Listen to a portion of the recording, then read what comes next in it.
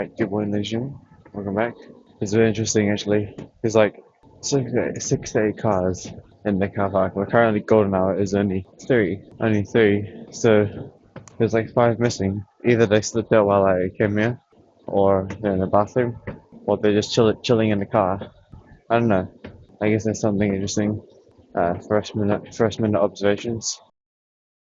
Alright, so welcome back. I already said that. But there's nothing really to talk about, you know? For Satisfactory, we're pretty much complete that thing. We're on like the last phase, I think. Well, we're in phase four, and all we're doing is just crafting materials. So that's gonna take us time. No one's here. The entire golden hour trade mills are stripped empty. We actually felt no, we actually slept later yesterday, but I feel as equally slow as yesterday. I wonder why. I don't even know why. There's actually nothing to talk about. We already got, yeah, again, it's Satisfactory. We're basically in the end game. We built the complex particle accelerator, which was not very hard. And now, yeah, we're just doing calculus to analyze what we need left and then slowly crafting it, you know? Apparently, there's like one more phase though. Another car's left. I guess every lad is waiting in the cars. Makes sense, I guess. Yeah, when some people do the gym, they after the workout, they stay in the car for a bit. Maybe to eat, to drink, whatever their routine is. I guess when it comes to Satisfactory, the plutonium power is kind of useless. Making a fuel rod, all it does is just use up waste, which I think is the tinder. But what am I supposed to do with the atomic waste? I mean, there's nothing to talk about. GG. Yeah, again, there's like nothing, no topics to talk about. No topics to talk about. They conveyor belts moving as fast as they can. Or not all of them, but some of them are. You can't overclock the workers. I don't think I brought my plastic. I didn't. Oh no, I did. Oh, good. Oh, I was gonna say. I was gonna say. Okay, anyways, lot. We're just gonna stretch now and then move on. Today's probably gonna be like a short day. There's just nothing to talk about. Nothing to talk about. But well, yeah, just nothing to talk about. So everything's kind of chill. And golden hour, it's pretty good right now. Today is like there's only what two, three people, and they're regulars, kinda. Well, the ones that haven't bothered me are not here. Still to go. We actually missed out on this last week too. We missed out on this last week, but it's okay. We're back. I mean, yeah, there's nothing really to talk about though because in our satisfactory world, everything's pretty much done almost. And then, and then, I mean, yeah, that's we're nearly done the game. Apparently, the map's massive as well. There's nothing else to say. There's no topics either. No topics either to talk about. We're eating less rice now. We're gonna cut it to 600 now. So nearly half of the rice we used to eat. And also the sun recently is not very nice. There's no sun. So I haven't really absorbed much sun recently, but that's okay. It's gonna be a bit more rare now because as winter comes and it's cloudy and rainy, there's no sun. Essentially, this thing's just the goat. Can't say much about it. It's just so good. Every time I use it, it's just like it hits. There again, there is nothing to talk about, is there? Nope. I know there's like one more tier. There's like one more tier in the factory, satisfactory, which is probably something to do with time crystals. And I guess you actually need radioactive. No, you do need power plants if you're going to start using a bunch of electricity. I think it's when you power a bunch of somber slings. and surcharge everything. I don't know what that. There's nothing to say. I don't know what to say. You There's nothing to say. We're on 4 5s now, at least, and you know we could delete Overwatch. I keep saying I'm going to delete it, but yesterday we had a pretty good session there. Pretty sure we like lost one, I think, maybe two, like one in quick play, one in ranked, but then we won at the end in a different game. We're starting to play DPS again, even though DPS has a lot of pressure. It's still a lot more. It really depends. Well, we're gonna be stuck in silver for like forever. It's fine though. And back to the goat. Shorter days always have all the goats. They really got all the goats.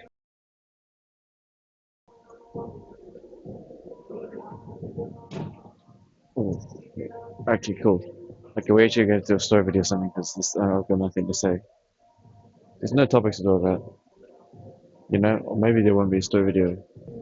We just go through the motion, just go through the routine. Yeah, I mean, Golden Hour is actually pretty good still, but like Golden Hour is actually really nice. It's just I have nothing to say today. There's no problems. We know exactly what to do today.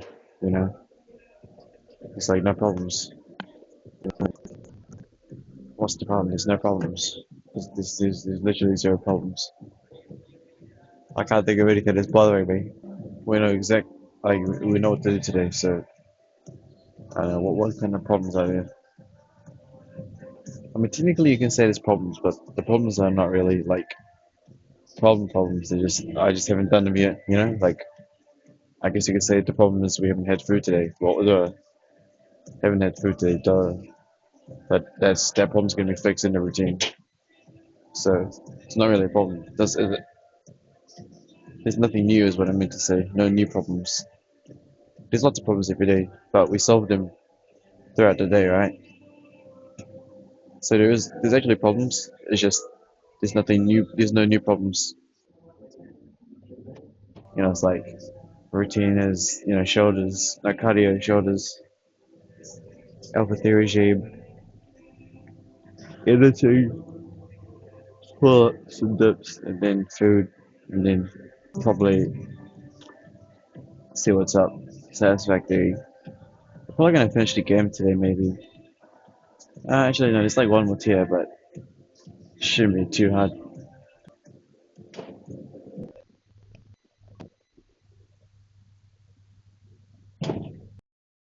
There's nothing new, but I guess there is problems, right? Problem is we haven't had food. Problem is no one has edited a video yet. Problem is we haven't finished with training yet. But I mean, again, those problems are gonna be solved today anyways. So it's not like it's a big problem.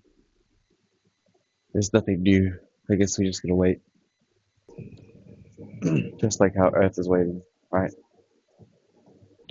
Earth just does what it does until something interesting happens. So we're doing the same thing, right? Compounding things until something interesting happens. Same as Earth, it compounds everything and waits for something interesting to happen. One more, and then we're gonna do the rest of the stuff. Okay, there's nothing to say. Oh no, I'm sorry. There's nothing to say. There's nothing to say. I'm sorry. I probably said it like the entire. This video is just me saying there's nothing to say. Again, everything in the base is so set up that we just need to craft everything slowly. Well, not slowly, but just craft everything, and while we craft things, everything else will be being made. So it's pretty simple, right? Done. Now we just do the rest of the normal stuff. I think we've got an opening as well. Which I don't even know if we have a decent opening or not. I'm just gonna have to do. Oh, I think we should have a decent amount. Be alright. Things broken. Gigi, the ropes on the ground. Cancer everywhere. Now I'm not really a germaphobe, but sometimes you just know how dirty gym equipment is, especially the ground. Yeah, especially the ground. The ground's so dirty on the gym. Still the goat. No, wait, what I'm saying, there's no goat here. What's interesting is that when it's like really good golden hour and diamond hour, I have nothing to say. But then when it's like busy, it's like I want to say something. This was well, not really, but there's just no topics. I got no topics to talk about. There's no conflict. Everything's grey. You know, there's no like problems for us right now either. I think the hard part's already done for Satisfactory. We did the hard part already, which was creating all the blueprints to automatically make things. Now it's just us crafting the parts and we're good. I guess I have to do. I guess I have to do a story video today. Huh? I guess I have to do a story video today. Probably will do a story video today because there's just nothing to say. And at least story videos have something interesting. You know what I mean? At least it's somewhat interesting.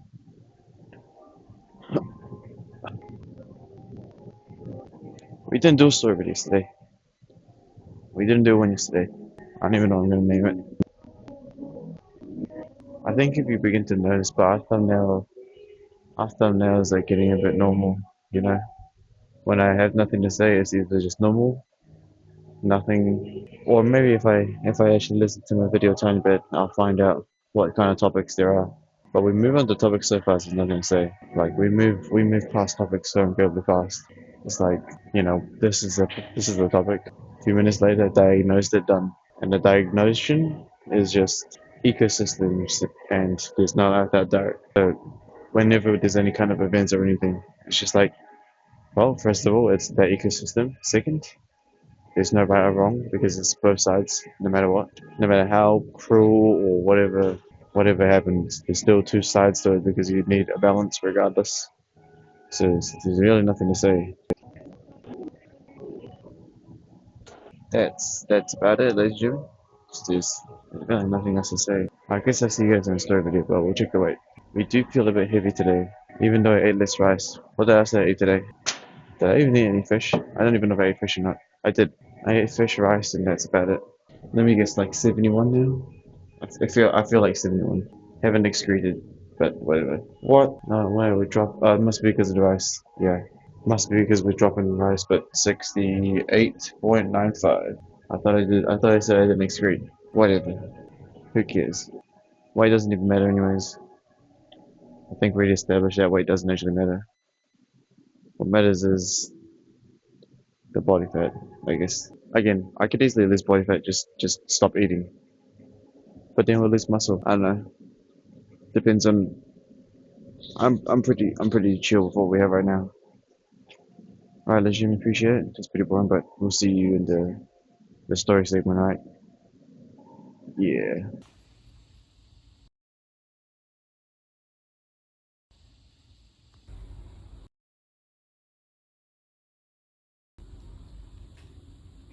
Alright, guys, welcome back. As you know, story time, like I said this morning. So, we're going to continue the 5 scary night shift horror stories. Lock in. We're on story 3 right now. Let's go. Let's do it. Get some water as well, you know what I mean? Word of advice, never work in a gas station at night. Why not? This might sound kind of dramatic, but I'd rather crawl over broken glass, work down in the sewers, or be Hassan Piker's dog than work night shift at a gas station again. Maybe day shift is better, but my a-hole boss, who I really want to call a slur but don't want to get you demonetized, forced me to work night shift and night shift only. I was a 22-year-old high school dropout who'd spent 6 months in juvie and bounced from foster family to foster.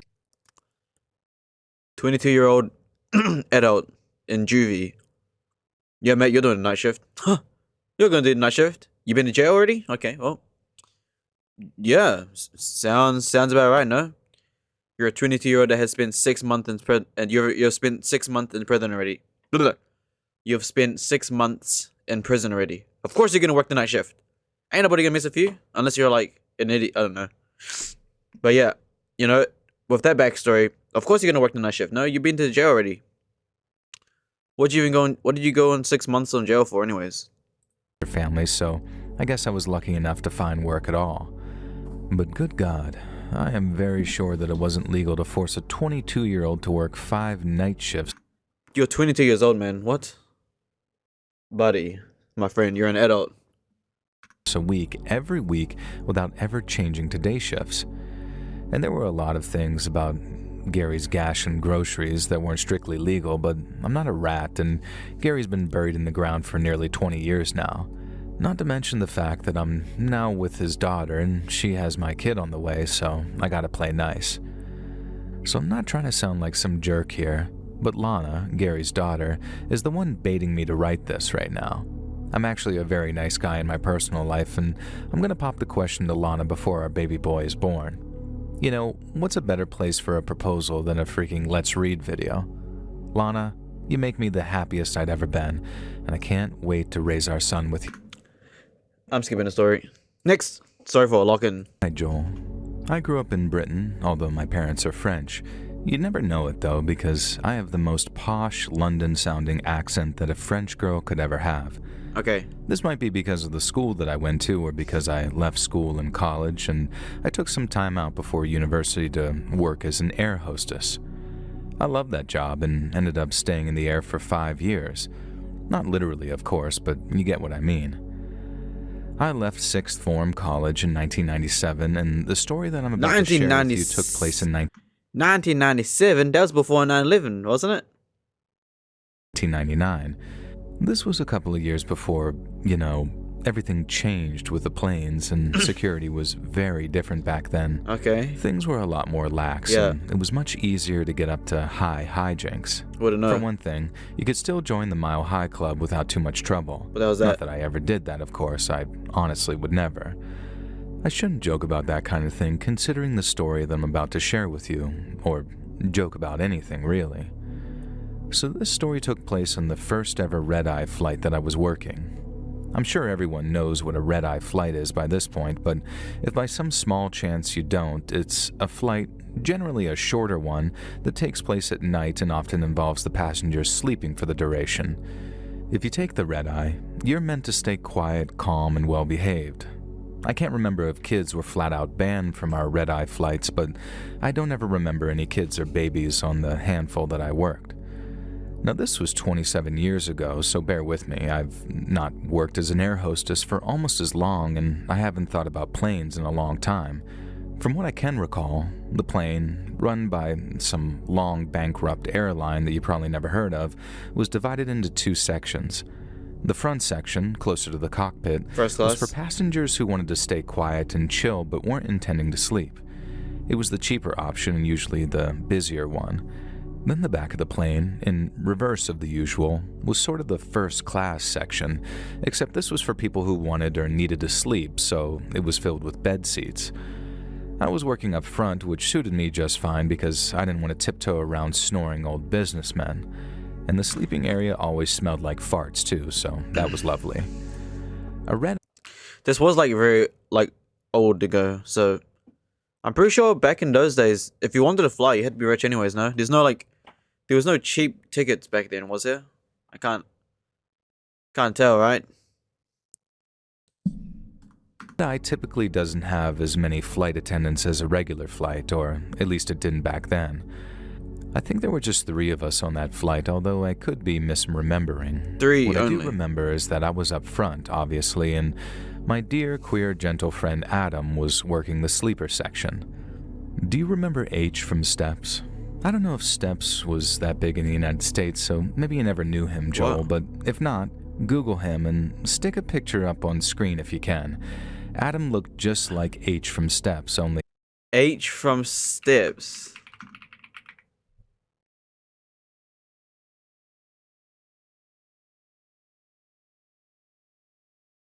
Oh my god.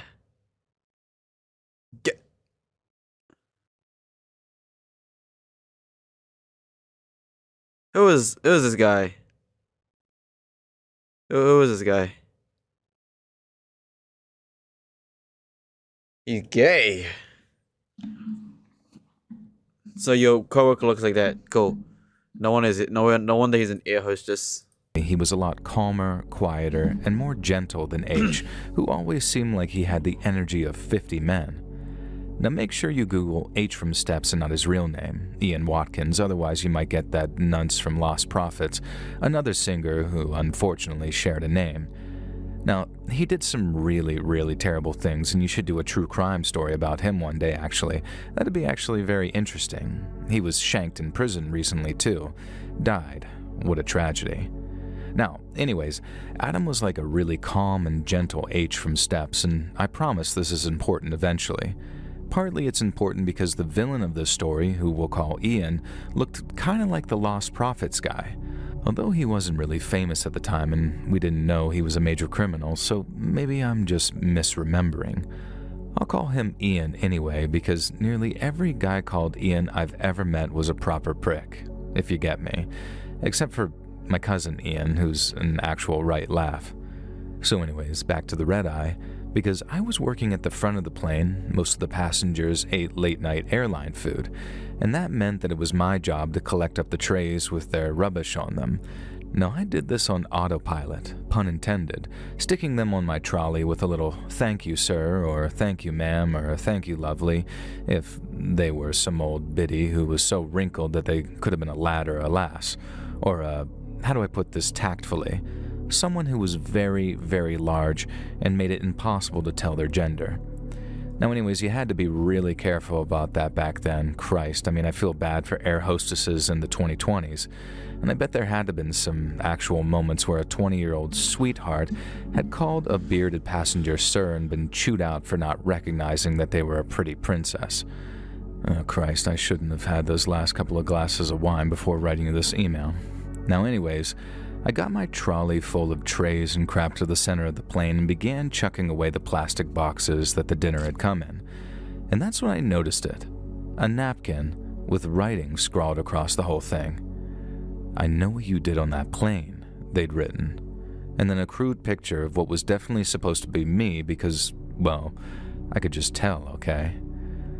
Now, there had only been about 7 or 8 passengers who'd had dinner, so the note couldn't have come from too many people.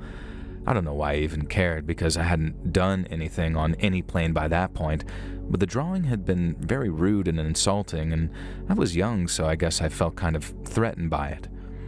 It didn't take long for me to notice Ian, even in the low, dim lights of the red-eye flight. Now, he was a guy about my age with slicked back hair and a goatee that made him look like a proper wrong'un. Now, he kept giving me the evils, looking at me like I was a bit of dog poo on the sole of his shoe, but then also sometimes like he wanted to lick it.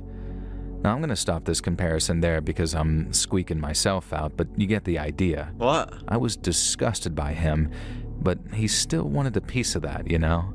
What? And so I guess he was watching when I was looking, and he saw me looking. And then he started calling me over and asking for things like, "Hey girl, can I get a bottle of water?" Or, "Got any napkins? I seem to have lost mine." And my favorite, "Way up, whoa lass, can you handle these nuts for me?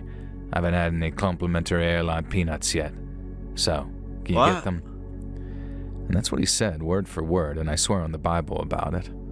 As an air hostess back then, at the dodgy flight company I worked for, you were taught to always smile, be as flirty as possible, and take as much crap from passengers as you could tolerate. I remember once, before this red eye, I got chewed out for telling a passenger off after he touched my butt, and he said it was an accident and apologized, so apparently... It is the 1997, alright? It is the 1997, I'm pretty sure that's like a common thing, right? Like, people just smack the workers. Was it? It's like in the bar or something? I don't know. But that, I've seen that in like movies and stuff, right? Where it's like guys would just, it was like a pretty waitress or something, they just like harassed him, right? But they get away with it. I was in the wrong for muttering perv under my breath as I walked off.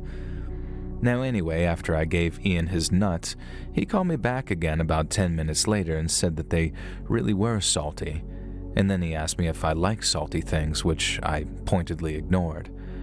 And so he just laughed and said he needed another bottle of water and asked if I could be a good girl and go fetch him one. Of course, I did just that. Mind you, the person that's telling the story is like grandma at this point.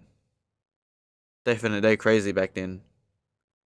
This was in the 1997, so they right now like old as now. Probably a cat lady or something. I don't know. What I didn't realize was that Ian got right out of his seat and followed me into the middle of the plane, where we kept things like bottled water and complimentary peanuts. The bathrooms were nearby, so at first I wasn't alarmed by the sensation that someone had followed me. Unfortunately, it was Ian, and he wasn't headed to the bathroom. Instead, he grabbed me, pinned me against the wall, and shoved some kind of hand towel against my mouth to gag me. And then he leaned in close and started whispering in my ear about what a terrible person I was. He didn't say it exactly like that, obviously. He said some proper vile stuff. Stuff that now, as a grandmother in my early 50s, I'd give a lad a good lick in the dick for. But back then, though, I was just a little wee thing and I was terrified. I started crying almost immediately, and Ian was all cruel and callous, saying that I brought this on myself. And he said I'd betrayed him after what I did on the last flight, and asked how I was okay with throwing away 7 years of our relationship. And that's when I realized that this guy somehow believed that I was someone totally different, specifically his girlfriend or ex-girlfriend, who was also apparently an air hostess and had cheated on him on a flight. I didn't know it at the time, but his brain was absolutely fried from a cocktail of alcohol, MDMA, and coke, which I guess explains his temporary insanity. And things escalated when he tried to force me into the bathroom, pushing the hand towel so deep into my throat that I couldn't even try to scream.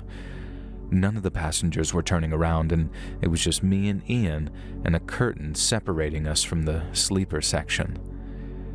Now, the best I managed was slapping the wall, trying to do some type of SOS. I got maybe 2 short slaps in before Ian grabbed me between the legs over my skirt and squeezed in a way that made it very clear that he'd do worse if I kept going.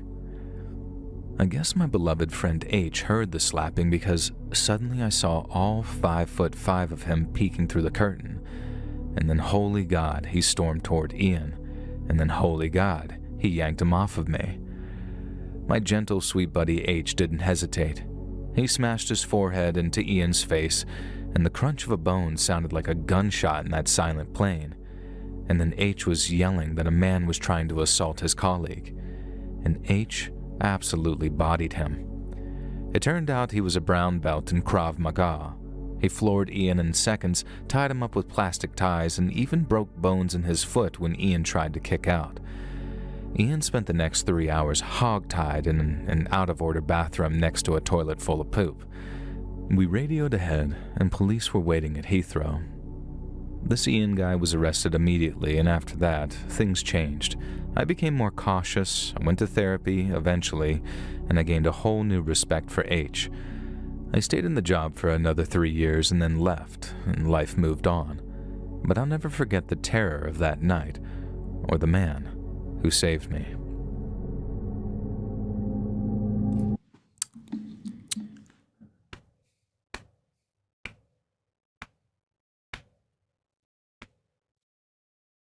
What am I supposed to do with that story?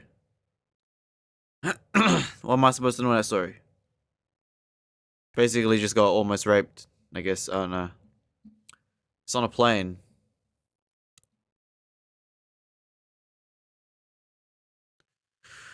I don't know what you could do about that. Shove down a towel down your throat so you can't really scream too much. And you're like a little girl, young girl, so what can you do about that? You're working your job. You're on an airplane. I guess the only thing you could get from this story is that's why you don't go alone as a female. I mean, that's just, by the way, that context is they're in a job as well, on a plane. Imagine girls just in like alone in the middle of the night in streets and stuff. That shit happens. And it's over. GG is what it is. But again, there is no light without dark, blah, blah, blah. I guess, I don't know. Oh, not I guess and I don't know. It's just that those stories have to happen in order for other things to be prevented. So, I guess in a not twisted way, but in a grey and dark way, okay, those stories have to exist in order for other stories to be prevented. So, there is no light without dark, right? So, cool, this storyteller almost got, attacked and raped, but at least that will potentially cause another person to not go through the same mistakes. Something like that, I guess you could say that. Alright, do I do one more story? It's only been 16 minutes. This next story is around 12 minutes. Lock in.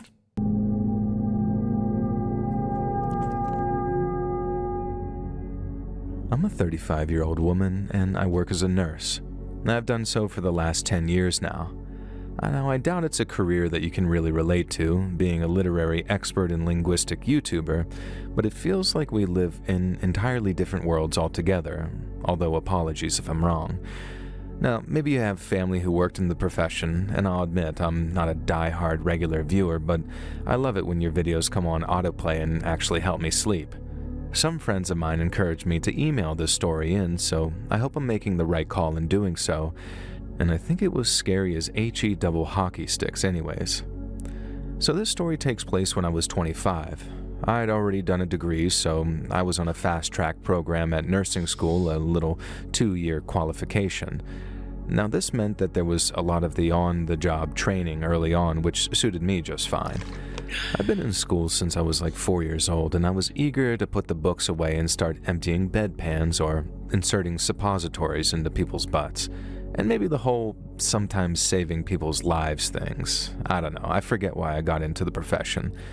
Now anyways, as a part of my training, I was required to spend 2 months working on a number of different wards. Really, they just wanted to toughen us up and throw us into the deep end. I'd already done a stint in the pediatric floor, an oncology floor, and a burns unit. Now, it was absolutely insane, particularly the burns unit, honestly, and I'm pretty sure I could spend a whole story talking about what various types of burns do to the human body. And I would traumatize your listeners more than half the serial killer or stalker stories did that they might have heard. Now, I was pretty relieved when my next assignment seemed like the administration were giving me a break. Now, I was set to spend 2 months working on a coma ward. I mean, okay, yeah, this was emotionally pretty devastating, but it was pretty different from consoling a guy whose face had been permanently disfigured by an electrical fire and whose nerve endings would never, ever stop reminding him of this fact, let alone the visual aspect. But just thinking about it now, and this one guy in particular, it honestly breaks my heart, and I'm not going to talk about him or even think about it. Instead, let's talk about comatose people, and the majority of these comatose people were old. We had some younger people, but the bays that I was assigned as a junior trainee consisted of old men and old women. Now this coma floor was surprisingly busy because during the day there were a lot of visitors, and this... Okay, so this is a nurse who takes care of wards, so like... I see. Nurses are like, the ones that like take care of people that already been diagnosed, so like just chilling in a room. And now she's in the coma ward, so anyone that's in the coma. So basically a nurse is like room service for each room. Like a maid. They just use the word nurse because it's in a hospital, but technically she's like a maid. Basically a maid. Surprised me, as you always hear about loved ones being abandoned since they've been in a coma for a long time, but maybe it's something to do with the area that I live in. Almost every coma patient had visitors almost every day, and then there was the cleaning, the massaging, the daily care. Now, it was pretty chill work, but hard and important work at the same time. And after a week, I was asked if I could cover the night shift for 3 nights. And of course, I said yes, because the night shift on a coma ward is honestly notoriously quiet. Wait, night shift in a hospital should be pretty easy, no? The only threats are like your own staff, I guess. I don't know. and I had a bunch of studying to catch up on. There were only 3 of us on shift during that 3-day block. I don't know, because isn't the hospital like filled with security cameras and everything? And you're a nurse, and hospitals are like running 24/7. Like there ain't no closing shift. It's just pure 24/7. You know, so like you ain't never gonna be alone. Everyone in the building is always active. It's like completely different to like, you know, security guards or janitors at night, you know? Well, that's what I'm assuming based on like just hospitals, right? It's like literally every single light's always on. Everything's on, regardless of the time of the day. Everyone's still working, everyone's still running around, you know, people still coming in and out, family members still in and out. There ain't no like quiet times non-stop. You know what I mean? I think there was supposed to be a 4th nurse, but they had actually called in sick and I never saw him. There was Yvonne, the charge nurse, and Soa, a junior nurse who'd passed her training. Not that this is in any way relevant, but Soa was one of the most beautiful girls I'd ever seen before or since, and part of me wondered if this is why she worked on that coma floor, to avoid the inevitable harassment that would have come her way on a bunch of other floors. Now, maybe I was just thinking too hard, or maybe I was just jealous. I was not the kind of woman who was going to win any beauty pageants or fit into any Met Gala outfits. I'm happy to add, though, that 10 years on the job has cost me 120 pounds, and I couldn't be happier. I still can't do anything about my piggy-looking face, though, but oh well. I soon found out that working the night shift on that coma floor wasn't the quiet, relaxing chill-out zone that I expected it to be. The work was no harder than I expected. It was the usual emptying catheters and colostomy bags, taking patients' obs, that sort of thing, charting, etc., checking the machines were functioning and that nobody had secretly died while the machines happily beeped away. It was the human silence. None of the comatose patients snored. That job seems pretty easy. Just get a checklist. Okay. Patient 107. Check. Lights on. Check. Water. Check. Urine pack. Empty. Check. Machine on. Check. Observations. He's still sleeping. Next. Next room. Check, check, check. Just do that. That sounds easy, right? Just do a checklist. Done. Observations. Still sleeping. What else are you gonna do? You couldn't even hear them breathing over the sound of the machinery, and a handful of them couldn't even breathe without medical aid, and I guess their loved ones couldn't bring themselves to switch off the machines. I don't even want to think about having to make that choice myself. It was my first night shift, and I was around 3 hours into the adventure. Yvonne and Soa had disappeared somewhere, and I assumed that they both headed toward the end of the ward, but I hadn't seen them leave, and they hadn't said anything. So it was just me, sitting at the nurse's station, trying and failing to force the contents of my textbook into my brain. Now, frustrated at my inability to learn, I glanced up to check that the immovable patient hadn't moved. Now imagine my shock when I saw a figure, dressed all in black, standing over the woman in the far right bed off the bay in front of the nurse's station. Hey, the figure was dressed entirely in black, not a cloak or some kind of death garb, but black workout pants, a black hoodie, and most notably black leather gloves. The figure was leaning down, whispering something into the woman's ear, who continued to sleep the sleep of the dead in her coma. And I convinced myself that the other nurses were pranking me and that this had to be Soa in disguise. It wasn't anything remotely like I expected from either of those two, though, and I think deep down I knew that the figure was a man. There was no way that I was even willing to consider any other possibilities, though, as I left the nurse's station and stepped into Bay 5. I called out to the figure saying that I wasn't falling for that prank, and he continued whispering into the old woman's ear as if he hadn't even heard me. Obviously, deep down, I knew that this wasn't something Yvonne or Soa would do. Now, one of the orderlies or the nursing assistants, maybe. And some of those guys could be freaking weirdos. who plays pranks in hospital? I don't get it. Also, it's unclear about the visitor time too, right? Is there like restrictions, or can you just visit whenever you want? Because if it's open, I don't know what, like, don't know the context on like the visitor hours, right? Is there a certain time for visitors hours, or I feel like since the hospital is running 24/7, you can just visit. And it's fine. Like you can literally visit someone like at 3 a.m. No one cares. They'll be like, oh, you'll visit? Okay, cool. You know? I became even more certain that the figure wasn't Yvonne, who was nearing 300 pounds and was quite clearly not this slender black-clad figure, or Soa. Didn't you just say Yvonne was like super sexy? What do you mean 300 pounds? What the hell are you talking about? How heavy is 300 pounds? 300 lb to kg. Damn. God damn. Oh, I said, how heavy are we then? We're like 69. Huh. Nice. Now, this was reaffirmed by two sets of footsteps coming from my distant left, heading from the direction of Bay 1, and Yvonne's voice calling out in the stage whisper that we adopted in the coma ward. Now, she asked who the heck I was talking to and what was going on. Now, I looked up, hoping that that black-clad figure had to be some sort of figment of my imagination. But of course not.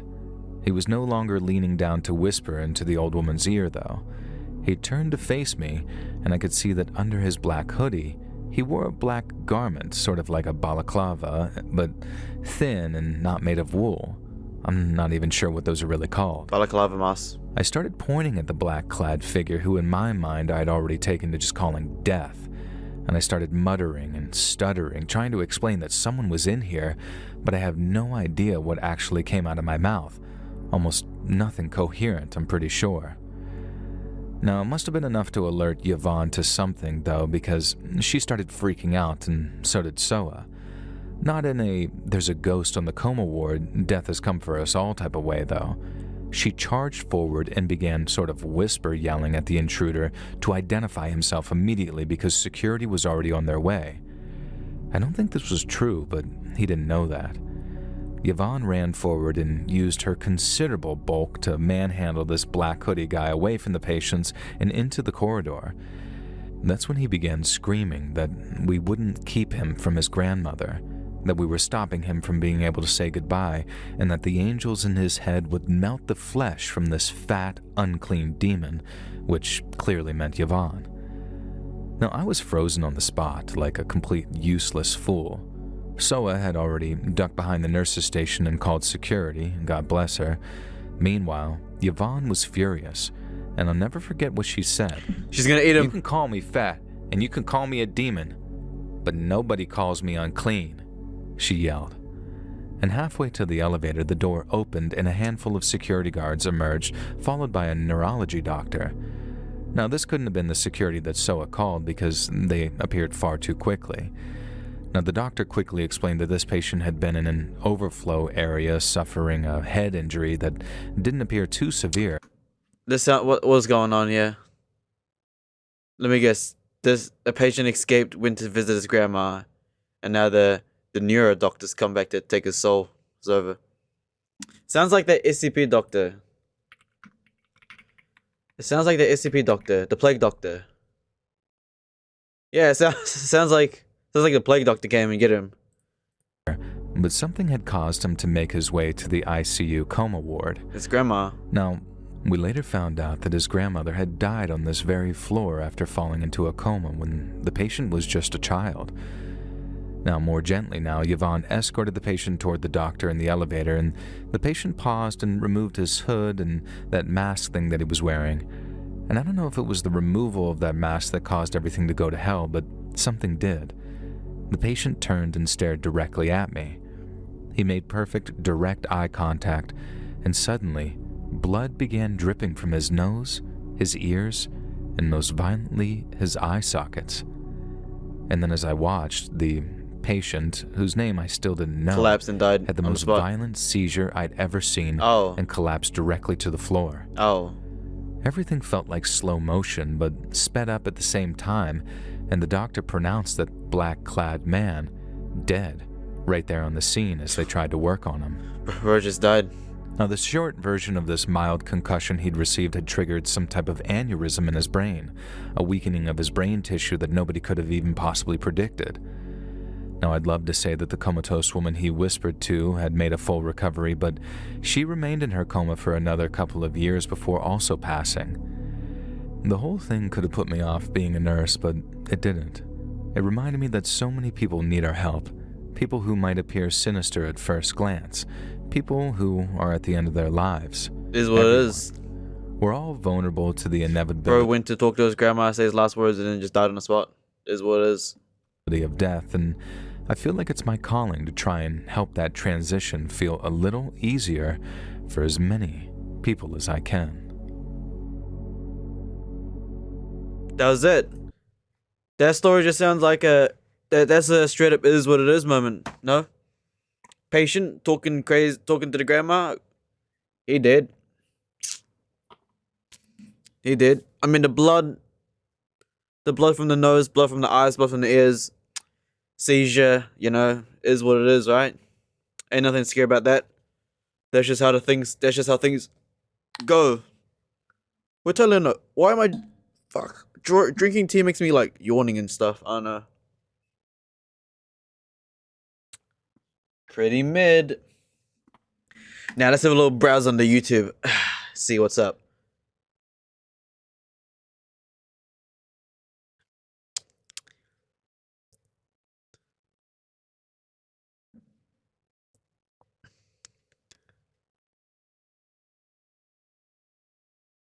How to make toxic people neutralize themselves.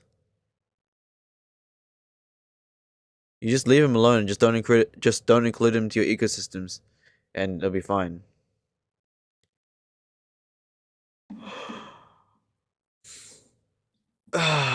Never whistle in the woods. Why not? I'll whistle.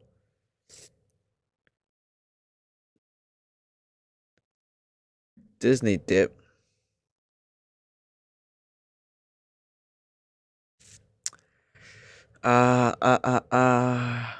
The most inbred has bred royal. The Germans know Holocaust.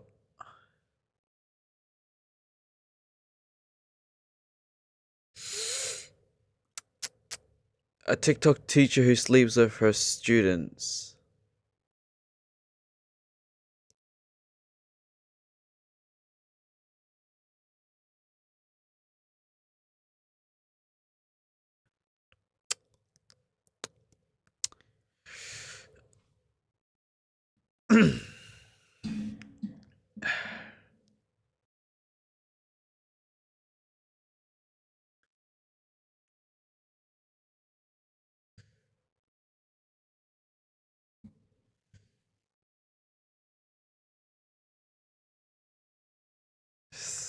Nothing good.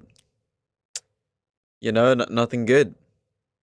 Neurosurgeon influencer caught out after patient what?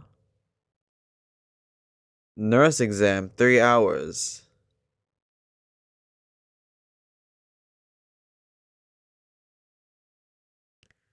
Six disturbing cases of real footage found. War dogs, scary Reddit stories. Most notorious serial killer.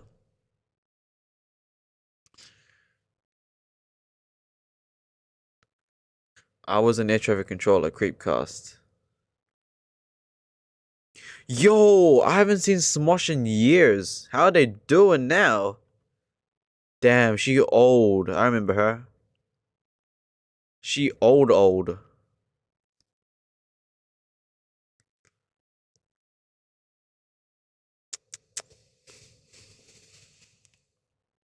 I remember the old Smosh. They were the goats. Look, the goats for real. Wait, damn, what happened to the...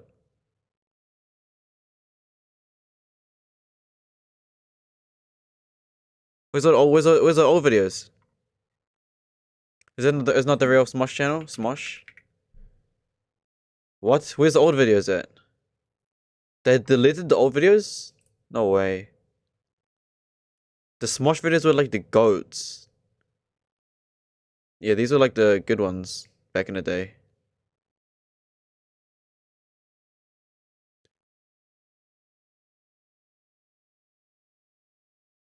I have no idea what happened to it.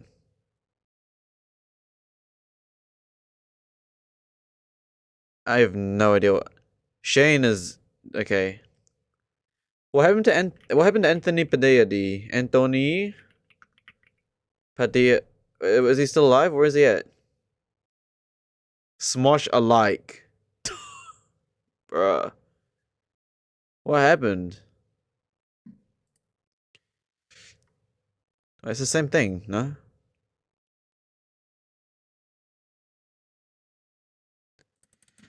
Is that everything? There's literally nothing interesting yet. Literally nothing interesting, nothing of interest at all. Nothing of interest at all. We listened to the stories, yeah, they were alright, but still pretty mid. Is there anything to do? People with HD, with people with ADHD, what's something you wish you wouldn't? What?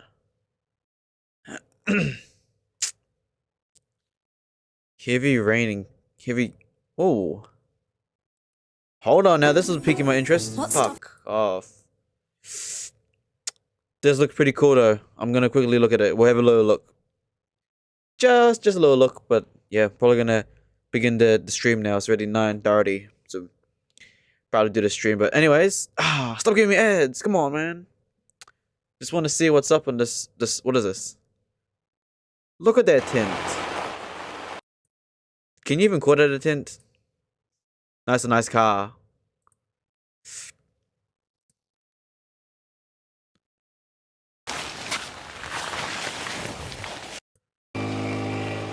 Oh, it's the air pump tint.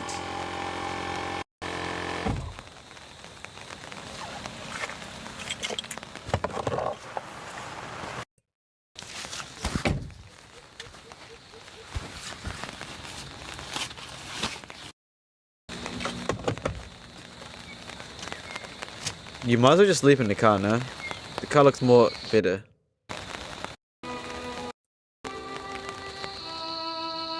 He's just chilling.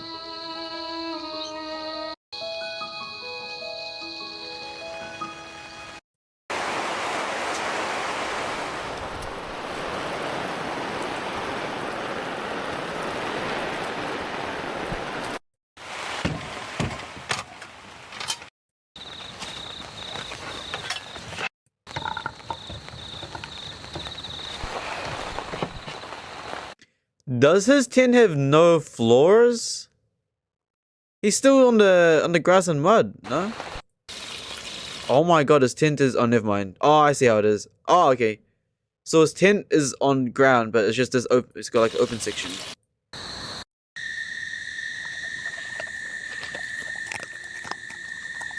Chillin'.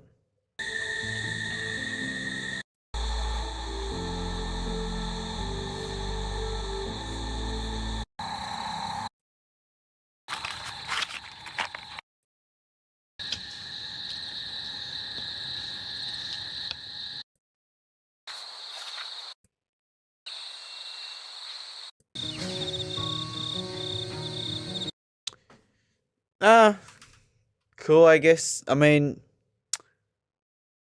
I would have just slipped in a car or like in a van or I don't know, whatever. Alright. Ladies and gentlemen, pretty more boring. Another boring ass story, bro. Nothing's good recently. That's why we just produce and not consume. But if I'm consuming, I'm also producing, because yeah, boring. Alright. See you guys next time, right? Bye bye.